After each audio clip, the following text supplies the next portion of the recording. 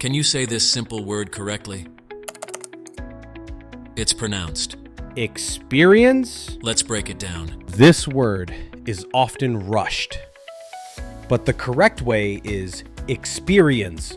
Start with a quick ick, then spear, add e, and finish smoothly with uns.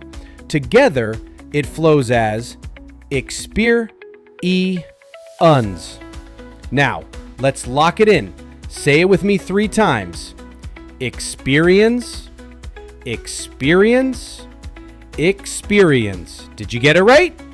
If yes, you just leveled up your speaking experience. Got it? Let's practice it together. Repeat after me. Experience, experience, experience, experience. Now it's your turn. Drop a comment if you nailed it or if you need more tips. Subscribe for more pronunciation guides. And here's a fun challenge. Record yourself, post it, and tag us.